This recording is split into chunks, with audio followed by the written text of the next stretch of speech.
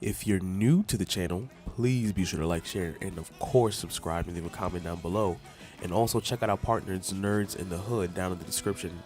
And I hope to see you later on. Peace out. We will survive this too. Speaking of surviving, I think I found a way to stabilize the pod kids for good, using a derivative of Lucre's silver element. Wait, is that safe? I hope so. It has the ability to supercharge deteriorating nerve cells in metahumans. It's a theory I've yet to test, but I'm working on it. All right, what's good, y'all? All right. So, like I said, I'm trying to make sure I'm on top of this so that way I make sure I have all the videos that you guys ask for in terms of on a weekly basis. But I know it's been a little bit since I've actually done a Black Lightning video, but however, I'm going to actually do so today. And without further ado, we're going to be discussing the Book of Secrets, Chapter 3, Pillar of Fire. Now, these are one of the best episodes to come out, at least for the second season. Don't get me wrong, I have been enjoying the second season as a whole, but I have particularly enjoyed this episode. And it's really mostly for, well, a couple reasons. One, this episode is more or less just Jefferson kind of facing the fact that as long as he is Black Lightning, he cannot continue to be the principal of the school, and he cannot be there for the school as much as he wants to be. And he has to take out Tobias to this whole concept, or the whole battle, or the whole confrontation between him and Tobias will at some point have to come to an end. But until that day comes, he cannot be the principal of the school the way that he should be. Now, for those of you who may have not read any of the Black Lightning comics, and don't get me wrong, I use them as a part of the panels for this video, Jefferson did a very similar thing where he previously was the principal of the high school that he was in, and then he actually went back to teaching because he knew he could not be at the school the way that he should be as a principal as long as he was Black Lightning.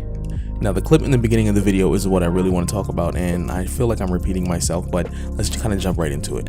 Now, the clip is actually Lynn talking about she found a way to stabilize the metahumans that are in the pods, and what we kind of can expect going forward is that, you know, in general, at least from what she said, is that the metahumans in this particular universe, we don't know if this shares the same universe as the Flash or Arrow or whatever or anything like that, but we do know that in this universe, or at least in this particular TV show, that the metahumans, no matter how stable or unstable that they do experience some form of instability when it comes to their powers.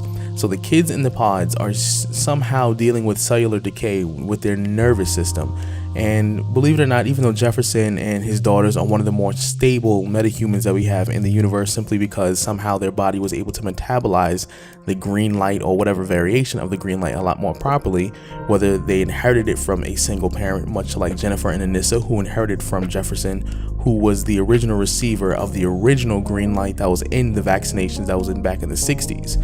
But nonetheless, she did say she found a way to stabilize it, and that because cellular decay is a part of a natural human process in which we get older and our cells just cannot reproduce at the same rate that they do when we're first born, or when we're 15, 20, and 30s and all that stuff, it is a fact, or matter of fact, it is in factor, that he possibly could be getting a lot more of his power back. And remember, this episode did play a couple hints on that, where Gamby actually was in the sanctum and said, hey Jefferson, she's giving out as much power at 50% as you were when you were in your prime. Basically, Jefferson was pretty powerful in his prime, don't get me wrong, and in the series they did nerf his abilities because in the comic books, Black Lightning was not only a generator, but he also could absorb energy, and at one point in his publication history, he was able to physically turn himself into full physical living energy. But and there was some other instances where his lightning was actually black for, I believe, mystical purposes. I can't remember off the top of my head, but we will be actually, at least it seems like, we'll be getting a hint at what his powers truly look like when he was in the prime of his abilities. Maybe somehow, because Lynn is able to stabilize his cellular decay, it might somehow react to his powers kind of becoming like Jennifer's, when not only he'll be able to absorb, but he can actually exert a lot more energy than he previously ever was. And it would actually make an interesting season 3, where the whole point of season 2 was Jennifer learning how to control these emotions, these powers, and these abilities that she has that her father doesn't quite have. However, when he gets a little dose of, having that power back or being able to maybe generate or getting back to his prime, it will kind of give him and Jennifer the opportunity to kind of bond, because she'll be able to show him how to control his powers. A lot like how this whole season was, and him trying to siphon off her energy, as well as her and Piranha actually showing her, or at least mentally trying to guide her in a way that will help her control these abilities. But like I said, it will be very interesting. Now, I am strongly believing, just due to the way that usually CW shows are written overall, whether it be The Flash, Arrow, Black Lightning, Legends of Tomorrow, anything else, any CW show, as long as there's some form of character development, you can also expect the powers of the main characters to grow. I'll put things in perspective for you. Now, something that does not exist in the Arrowverse universe or on a different Earth period, or even, like I said, for like the Supergirl universe or whatever like that, I would also say is like the Vampire Diaries, for example. Now, Bonnie was one of my favorite characters. Don't get me wrong, eventually she got on my nerves because, they kind of know how to ruin a female character in the CW for some odd reason, but Bonnie was my favorite character. Now, initially she thought she was a psychic, but in reality she was a witch in the Vampire Diaries. Then she went from a witch to being powerless. Then she went powerless to becoming the barrier, or the foundation in which the other side was established, meaning she had the ability to kind of transition people from the living world to the world of the dead for those who are supernatural. Then she lost that ability, and at the end of the series, not at the end of the series, but she did manage to get her magic back, and then she lost her magic again. And then at the end of the series, she was able to tap into to the truest form of magic, which was what she initially thought she was being a psychic. So she was able to actually make her own dimension. But whatever, the CW is notorious for making characters more powerful over the course of time from the initial introduction of the TV show. Now remember, we caught it with Jefferson already when he was in his 40s.